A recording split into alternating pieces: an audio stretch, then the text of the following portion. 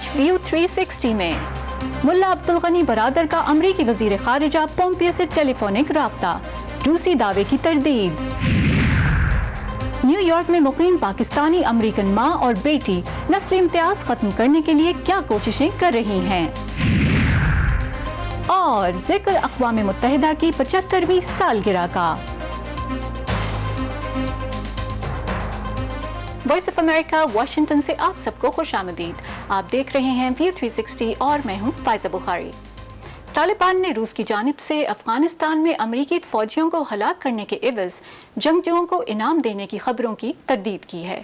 اپنی ایک ٹویٹ میں طالبان کے ترجمان سہیل شاہین نے بتایا کہ طالبان کے چیف مذاکرات کار ملا عبدالغنی برادر نے امریکی وزیر خارجہ مائک پومپیو سے ٹیلی فون پر بات چیت کی ہے اور بین الاقوامی مذاکرات سمیت قیدیوں کے تبادلے پر بھی تبادلہ خیال کیا گیا۔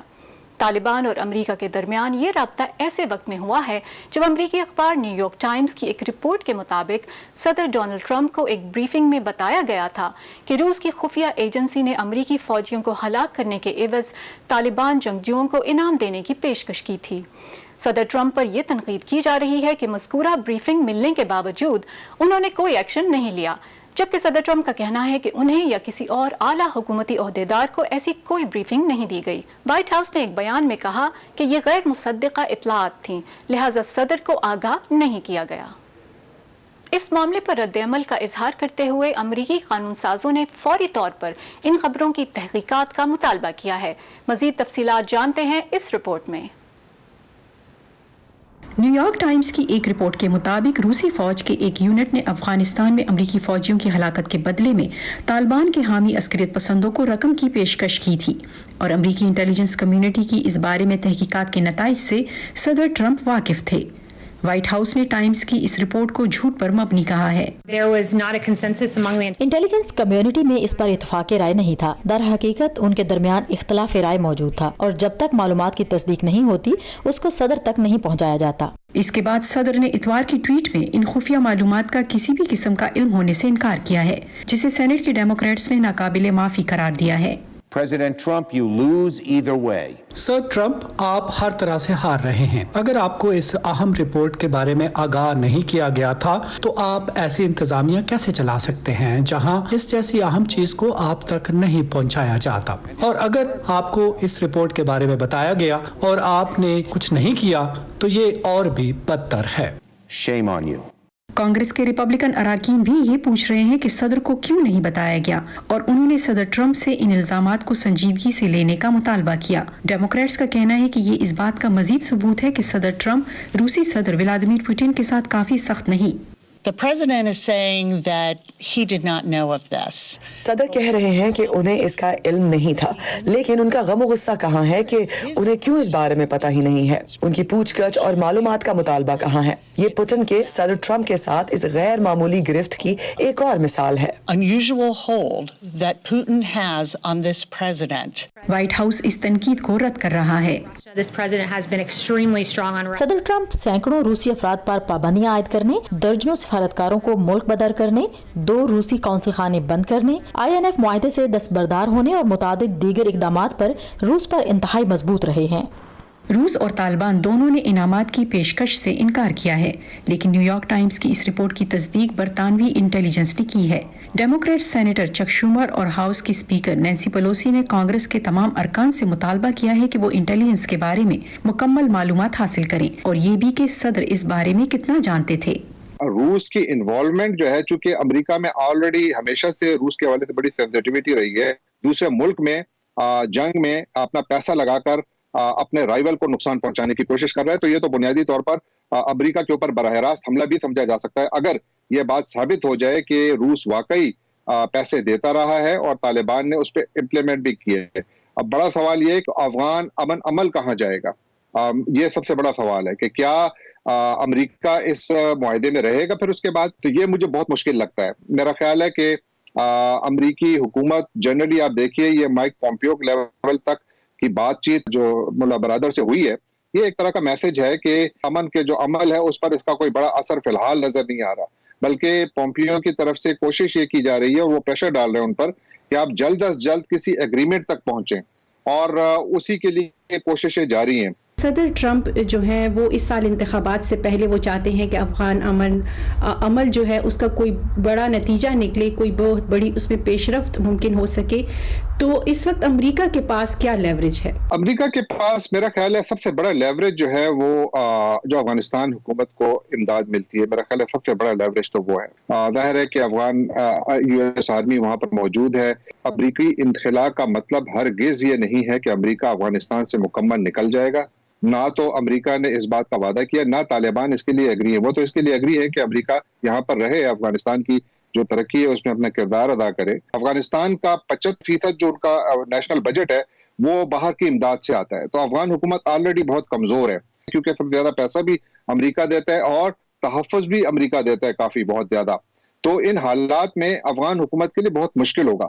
اسی طرح طالبان کے لیے بھی مشکل ہے، کیونکہ وہ گزشتہ تقریباً 2 دہائیوں سے لڑ رہے ہیں اور ان کی اپنے جو فائٹرز ہیں شاید وہ بھی ان میں بھی کافی تقسیم آ گئی ہے. ابھی میرا نہیں خیال کہ 100% تمام طالبان جو ہیں وہ اس کے لیے تیار ہوں گے کہ وہ اس جنگ کو آگے آنے والے 10 سالوں تک جاری رکھیں.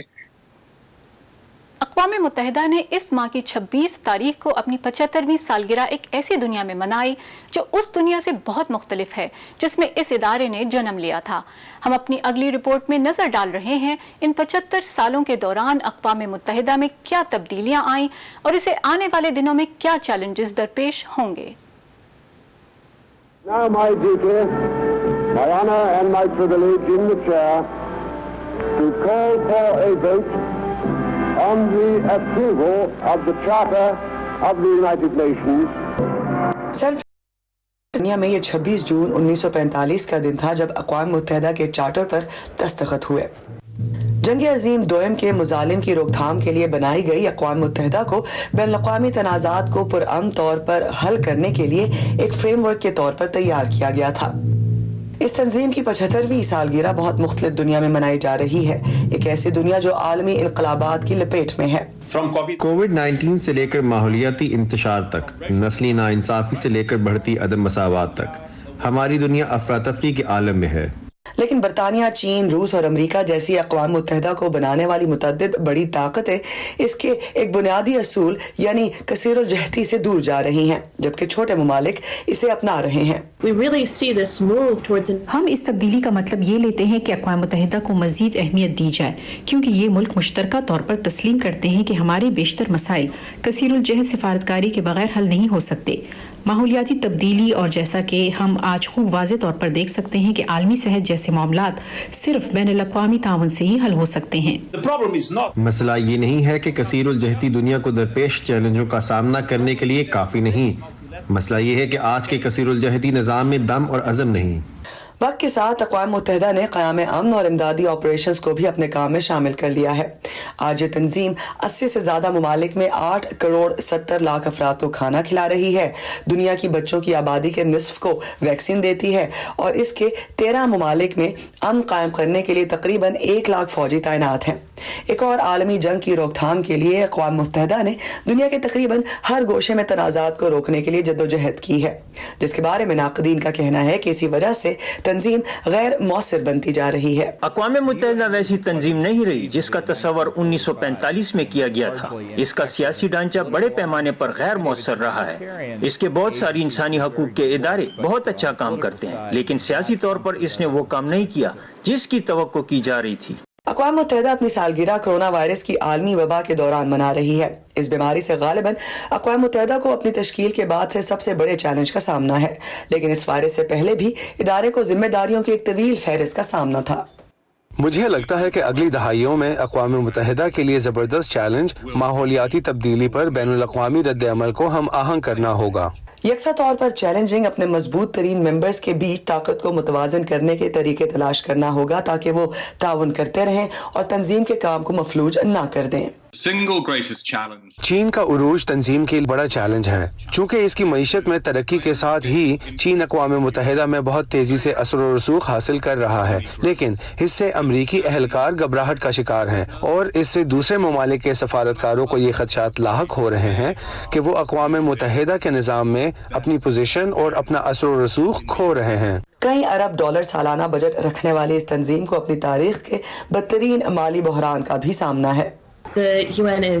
اس کے اثرات ادارے کے پروگرامز پر اور اس کے قیام امن کی کوششوں پر ہوں گے. اس کا اثر عالمی صحت جیسے مسائل پر بھی ہوگا، جیسا کہ ہم آج دیکھ رہے ہیں. جیسے کہ اقوام متحدہ آگے بڑھ رہا ہے، اسے دنیا کے درپیش بہت سے مسائل کامیابی کے ساتھ نمٹنے کے لیے اپنے 193 ممبران ممالک کے اتحاد اور سیاسی عزم کی ضرورت ہوگی. مارگریٹ بشر کے ساتھ Iram Abbasi, Voice of America. V360 کے تمام شوز کے علاوہ دیگر تمام ویڈیوز دیکھنے کے لیے آپ فالو کر سکتے ہیں ہمارے سوشل میڈیا اکاؤنٹس. فیس بک پر ہمارا ایڈریس ہے facebook.com/VOA Urdu. انسٹاگرام اور ٹویٹر پر ہمارا ہینڈل ہے @UrduVOA. امریکہ میں نسلی تفریق پر بات کرنا ایسے افراد کے لیے ایک مشکل موضوع ہو سکتا ہے جو بالواسطہ اس سے متاثر نہیں، لیکن سیاہ فام امریکی جارج فلوئڈ کی ہلاکت کے بعد نوجوان اس بحث کو آگے بڑھا رہے ہیں. نیو یارک کے مضافات میں واقع برونکسویل میں ایک ریلی کے دوران امریکی نژاد پاکستانی خاتون نازش اپنی بیٹی کے ساتھ موجود تھیں جو خاموشی کو ظلم کا ساتھ دینے کے مترادف مانتی ہیں. ہماری نمائندہ صبا شاہ خان نے ان سے بات چیت کی.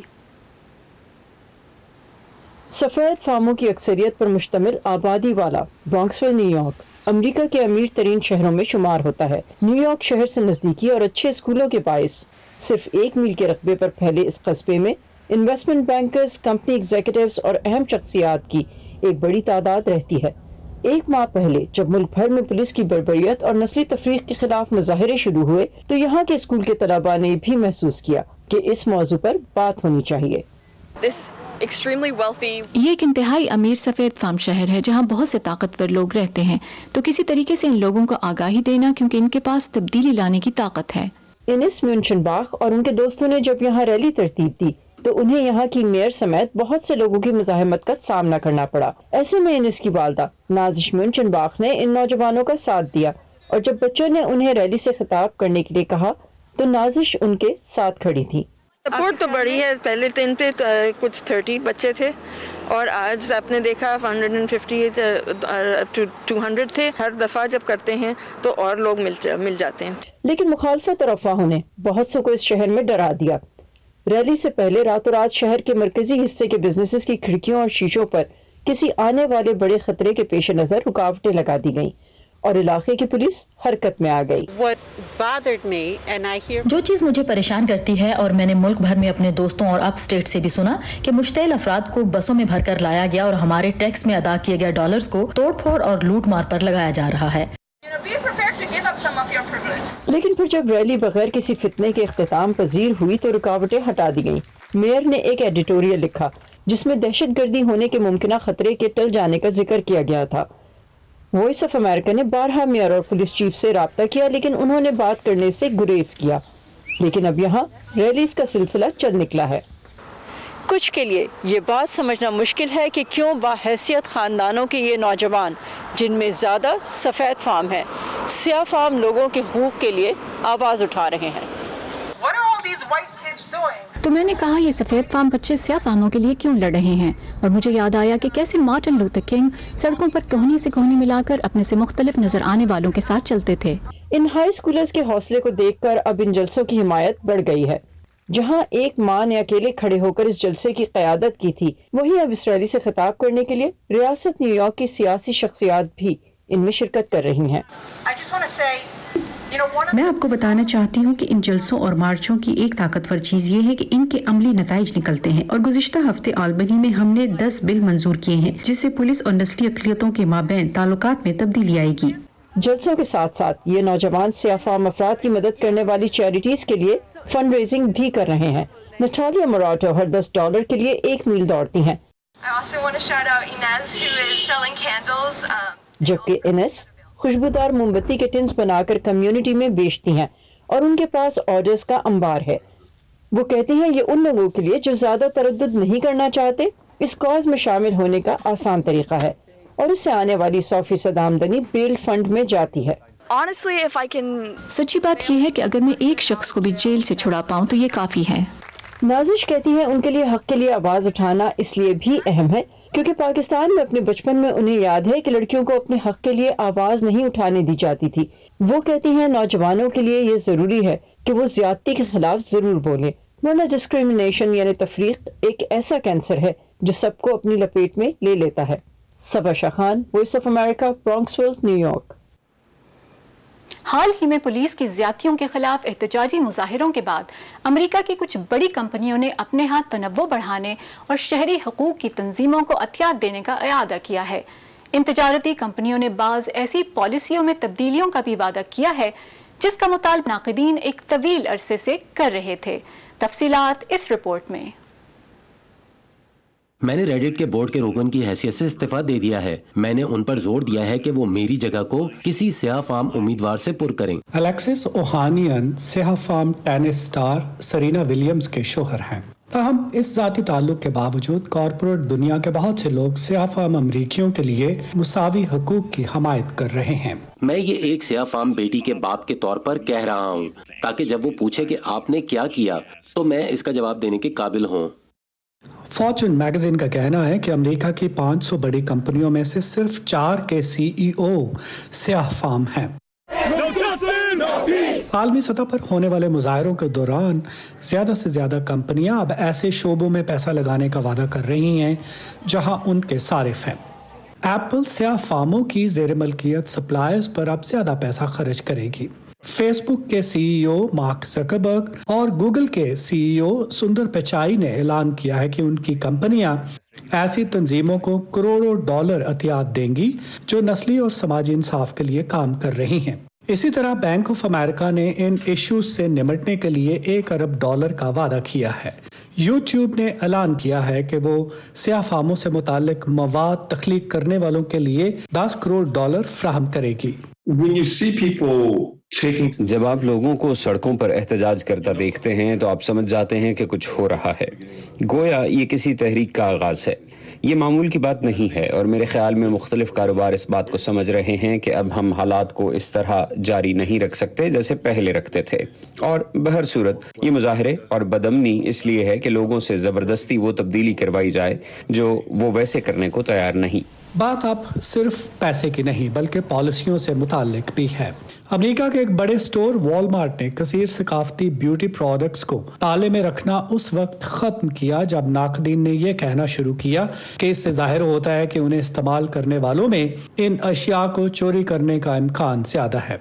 दुनिया की बड़ी कंपनी अमेज़न ने जून के अवाइल में ऐलान किया था कि वो ऐसी तंजीमों को $1 करोड़ का अतिया देगी जो इंसाफ और मसावात की हमायत करती हैं। अमेज़न ने पुलिस को चेहरे शिनाख्त करने की टेक्नोलॉजी के इस्तेमाल से इसलिए रोक दिया है कि इससे स्याह रंगत वालों की गलत शिनाख्त होने का इम्कान ज्यादा है।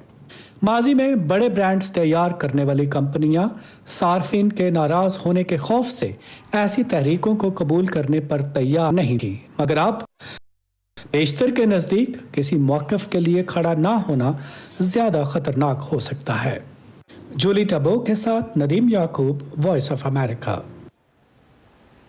अमेरिका में जारी नस्ल परस्ती के खिलाफ मुजाहिरों के दौरान मुतअद्दिद मुतनाज़ मुजस्सिमों को या तो इलाके के लोगों ने खुद ही हटा दिया है या मुजाहिरीन ने ज़बरदस्ती गिरा दिया। उन्हीं में से एक न्यूयॉर्क की अमरीकी म्यूजियम ऑफ नेचुरल हिस्ट्री के सामने 1947 से रखा गया थियोडोर रूज़वेल्ट का मुजस्सिमा भी है, जिसे बहुत जल्द हटा दिया जाएगा। 1901 से 1909 तक सदर रहने वाले 26वें अमरीकी सदर थियोडोर रूजवेल्ट के इस मुजस्समे में रूजवेल्ट को एक मुकामी अमरीकी के साथ घोड़े की पीठ पर दिखाया गया था और इसके साथ ही एक स्याह फार्म शख्स खड़ा है। इस पर एतराज़ करने वालों के नज़दीक ये मुजस्समा नौआबादियाती सोच और सफ़ेद फार्म बालादस्ती को जाहिर करता है। ये क्रिस्टोफर कोलंबस समेत न्यूयॉर्क के आसपास लगे उन चंद मुजस्समों में से एक है जिन्हें मुजाहिरीन हटाना चाहते हैं। क्रिस्टोफर कोलंबस का इस तरह से ऊंची जगह पर होना और शेर की मानद दिखाया जाना और इसी तरह रोज़वेल्ट को घोड़े पर सवार दिखाना एक ही जैसा है। जिस तरह रोज़वेल्ट को घोड़े से उतारने की जरूरत है, इसी तरह हमें कोलंबस को भी इसके पेडेस्टल से उतारने की जरूरत है। वो उन इक़्तिदार की नुमाइंदगी नहीं करता जिसकी ये जमीन कभी नुमाइंदा थी। बहुत से लोगों को ये नागवार लगता है क्योंकि हम ऐसे जाहिर करते हैं जैसे हमने पहले इस मुल्क को दरियाफ्त किया था, लेकिन हजारों सालों से यहाँ इंसान मौजूद थे। हमने इसे दरियाफ्त नहीं किया, हमने इसे छीना है। ताहम न्यूयॉर्क के गवर्नर एंड्रयू कुमो, जो कि मरहूम गवर्नर मारियो कुमो के बेटे हैं और जिनका ताल्लुक न्यूयॉर्क के एक मारूफ अतालवी अमरीकी घराने से है, वो इस मुजस्समे को कायम रखना चाहते हैं। I understand the feelings about Christopher Columbus. मैं क्रिस्टोफर कोलंबस और उनके कुछ कामों के बारे में उन एहसासात को समझता हूँ जिनकी कोई हिमायत नहीं करता है, लेकिन ये मुजस्समा न्यूयॉर्क की तरक्की में इतालवी अमरीकी किरदार की तारीफ और नुमाइंदगी के तौर पर देखा जाने लगा है, लिहाजा इसी वजह से मैं इसकी हिमायत करता हूँ। So for that reason, I support it. ताहम न्यूयॉर्क के लोग खुद भी इस तरह की यादगारों के खात्मे पर मुख्तलिफ एहसासात रखते हैं। इनमें से कोई भी हो, मुझे परवाह नहीं है। अगर आप हमारे लिए नहीं हैं तो आप हमारे खिलाफ हैं। मार्टिन लूथर किंग, हम उन्हें वहाँ लगा सकते हैं। हमें नए सिरे से आगाज करना होगा। ओबामा, मेरा मतलब है जिस तरह अमेरिका बनाया गया था वो गलत था, हमें अब दोबारा से आगाज करना है। मुझे लगता है ये बहुत खतरनाक फैसला है। सोवियत यूनियन में पैदा होने के बाद जहां मुजस्समों और तारीख को दोबारा लिखा गया था, मैं इस किस्म के फैसलों के बिल्कुल खिलाफ हूँ। न्यूयॉर्क शहर बहुत बड़ा है जिसमें इस तरह के बहुत सारे मुजस्समे हैं जिन पर अब लोगों का ध्यान जाना शुरू हुआ है कि ये रहें या हटा दिए जाएं। मौजूदा तनाज़ात से पहले भी न्यूयॉर्क शहर के मेयर और उनकी अहलिया ख़वातीन और सियाफ़ामों के मुजस्समे लगाने पर गौर कर रहे थे। नीना विश्नेवा के साथ Asadullah Khalid, voice of America. रियासत मैरीलैंड के इंतहाई निगहदाश्त के शोबे में काम करने वाले तिब्बी अमले का कहना है कि कोरोना वायरस की वबा के खात्मे के अभी दूर तक इम्कानात नजर नहीं आ रहे। बंदिश के जुज़वी खात्मे के बाद अमेरिका की 30 रियासतों में कोरोना वायरस के केसों में तेजी से इजाफा हो रहा है। ये सूरत हाल एक ऐसे वक्त में जब दुनिया भर में कोविड-19 से मुतासरा अफराद की तादाद 1 करोड़ से तजावुज़ कर गई है और 5 लाख से ज्यादा अफराद इससे हलाक हो गए हैं। रियासत मैरीलैंड के फोर्ट वॉशिंगटन मेडिकल सेंटर में वबा के आगाज पर इंतहाई निगहदाश्त के शोबे में मौजूद 6 बिस्तरों ने वायरस के तेजी से फैलने की वजह से जल्द ही 16 यूनिट्स की जगह ले ली। फोर्ट वॉशिंगटन में निजाम तनफ्फुस के माहिर केविन कोल, जिन्हें खुद भी दमा है, कहते हैं कि वो उस तकलीफ से आगाह हैं जो सांस न आने की सूरत में कोरोना के मरीजों को होती है। उनकी समझ से बालातर है कि ऐसी हजूम वाली अवामी जगहों पर एकदम वापसी क्यों, जहां फासला रखना मुश्किल काम है। मैंने बदकिस्मती से वायरस के मरीजों को मरते देखा है। हर कोई ये सोचकर साहिलों का रुख कर रहा है कि सब कुछ खत्म हो गया है, लेकिन ऐसा नहीं है। अभी इसके खत्म होने के दूर तक आसार नजर नहीं आ रहे। कारोबारों की जुज़वी बहाली के बाद फ्लोरिडा, टेक्सास और एरिज़ोना समेत 31 रियासतों में वायरस के केसेस में इजाफा हुआ है। इतवार के रोज इस वबा से मजीद 8,500 अफराद के मुतासिर और 29 के हलाक होने की इतलात आईं। फ्लोरिडा के गवर्नर के मुताबिक इसकी बड़ी वजह नौजवानों के दरमियान मेल मिलाप है। मार्च में वायरस से मुतासिर होने वालों में ज्यादा तादाद 60 बरस के अफराद की थी, जबकि अप्रैल और मई में 50 बरस के लोग इसकी लपेट में ज्यादा आए। लेकिन इस हफ्ते जो सूरत हाल देखने में आई है, इसमें वायरस के ज्यादातर शिकार 33 से 36 साल के लोग हैं। उनमें से निस्फ 35 से कम हैं। मैरीलैंड में एक नर्स ट्राकिना होगन कहती हैं कि हर रोज उनके साथियों के कोविड-19 के मरीजों के कमरे में जाते हुए लिए गए हिफाजती इकदामात उन्हें ये बावर कराते हैं कि वायरस कितनी आसानी से आपको लग सकता है। अब ये एक हकीकत है और हमें एहतियाती तदाबीर इख्तियार करना होंगी। मास्क पहनना होगा, हाथ उसी तरह साफ रखने होंगे। हम काम पर आते हैं ताकि इनका ख्याल रख सकें, लेकिन इन्हें लापरवाही ना करते हुए खुद भी अपना ख्याल रखना होगा। और मुल्क भर में ट्राकिना के साथी भी उनके इस पैगाम की तायद करते हैं। मरियामा डियालो के साथ सादिया ज़िब्रांझा, वॉइस ऑफ अमेरिका। ये था आज का व्यू 360 शो। मुझे फायजा बुखारी को अगले शो तक के लिए इजाजत दीजिए।